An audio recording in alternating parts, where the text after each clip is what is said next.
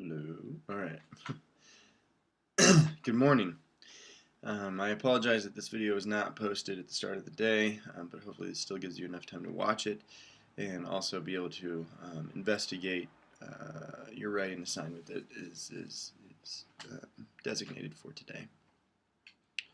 So thinking about Sartre and thinking about what we discussed yesterday and the day before with existentialism as a whole, existentialists are very interested in the individual, very interested in how one, right,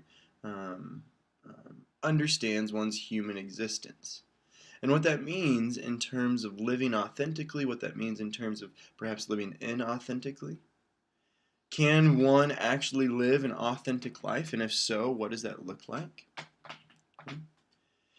Now, Sartre's reply to that question, in more or less terms, is what we discussed, at length yesterday.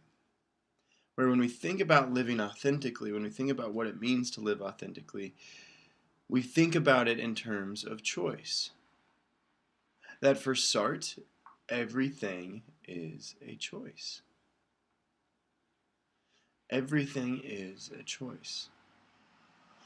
And the maneuver, or the position, the attitude, however you want to describe it, that we put ourselves in where we think we don't have a choice, or when we try to deny responsibility for our actions or for ourselves, that's when we live in what Sartre will call bad faith.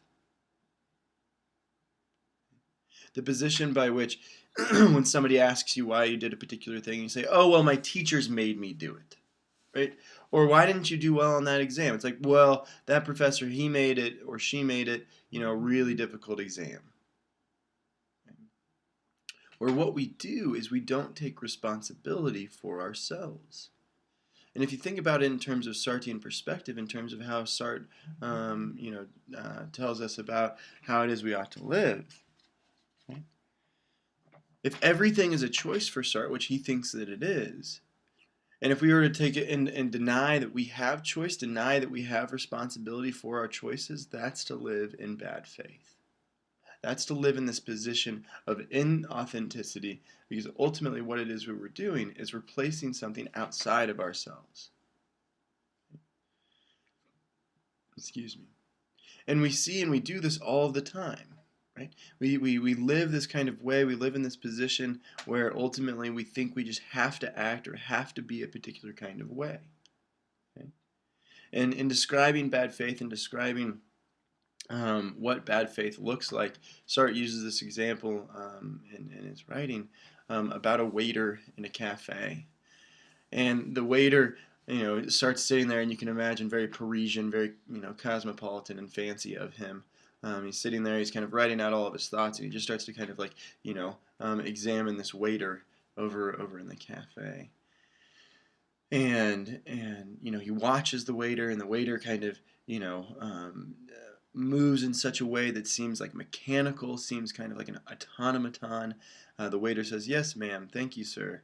Right away, ma'am, right away, sir. Right? Ultimately, what Sartre claims is that this waiter is kind of playing at being a waiter.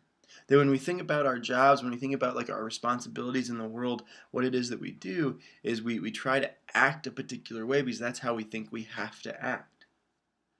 And so Sartre claims that this waiter's acting in bad faith because ultimately what he's doing is he's playing the role at being a waiter.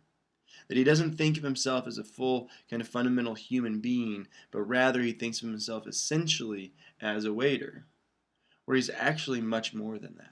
He's actually much more than just a waiter in a cafe. But when we think about our existences and when we think about who it is and how it is we describe ourselves, right, often we do it in terms of what we do. Right? I'm a teacher, I manage a restaurant. You might describe yourself in terms of your major. I'm a biology major, I'm a mechanical engineering major. Right?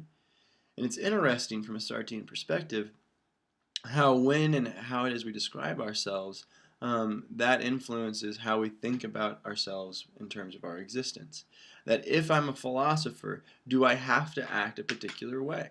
Do I have to continue with some sort of image? Do I have to continue with some sort of, perpetuation of a stereotype of what it means to be a philosopher? Excuse me.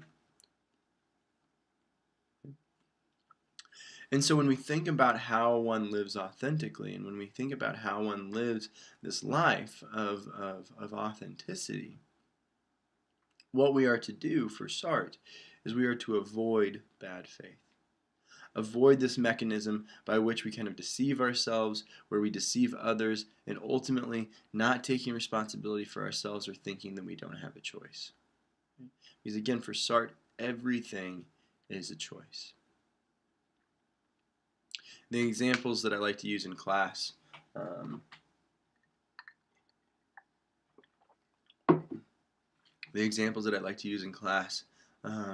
it comes to bad faith is I think living a life of bad faith or living a life of inauthenticity is a life lived in what we call, or what I call anyway, the have-tos.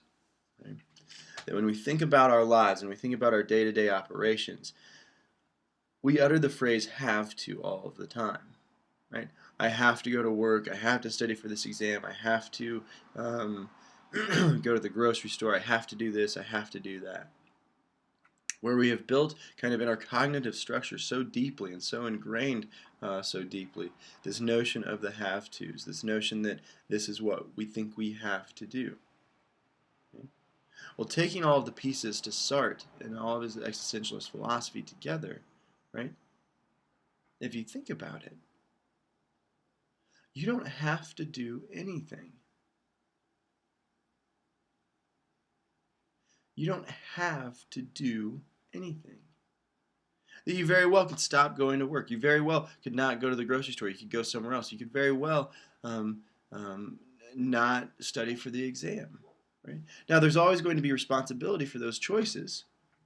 Right? But nevertheless, choice still exists.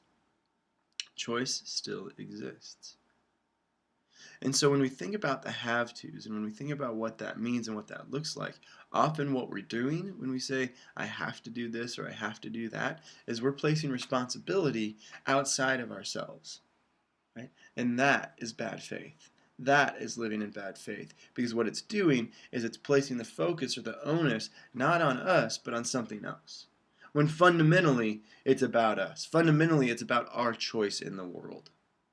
It's about our choice in existence. And we do this all the time. Why do we do it? Because it's easier.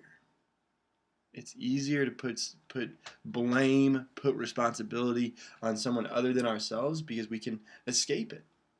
Right? We try to escape responsibility because when we are confronted with our power and our influence in the world, it can be kind of scary. It puts us in a vulnerable position.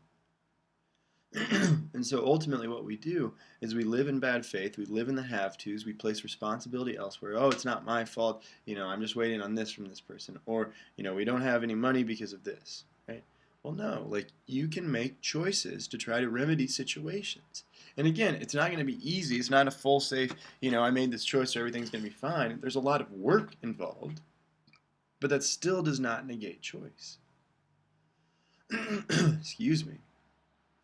And so what I like to, illustrate with my students in the live versions of this class is whenever one has the inclination, and this is an actual challenge that I try to do every day, that I try to do every day, that I try to do a very concerted effort and conscientious effort on what this looks like. Excuse me. And I challenge you all to try this as well.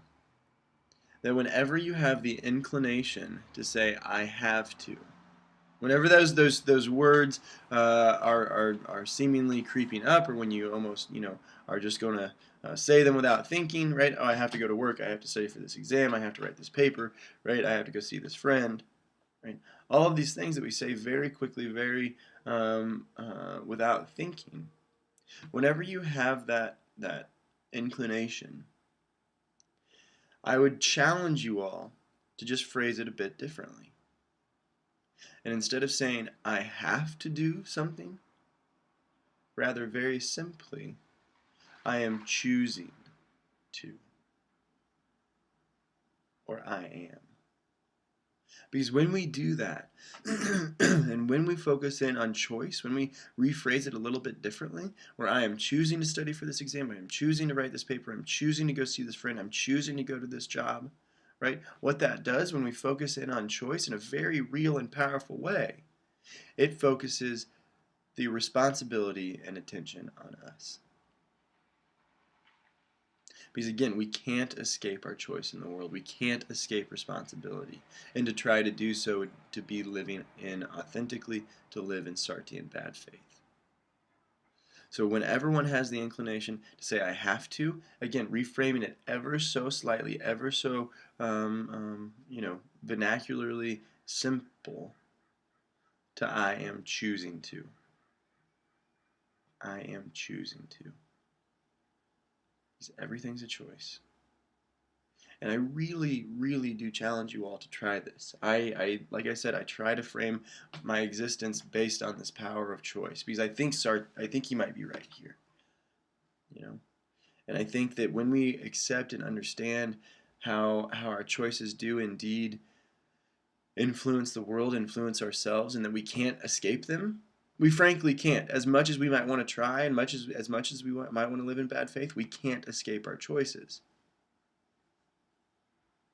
And so, in thinking about that, and taking on our power of choice and the responsibilities that come with the choices that we make, I think we're left in a position that hopefully allows us to lead and live a more full and authentic life.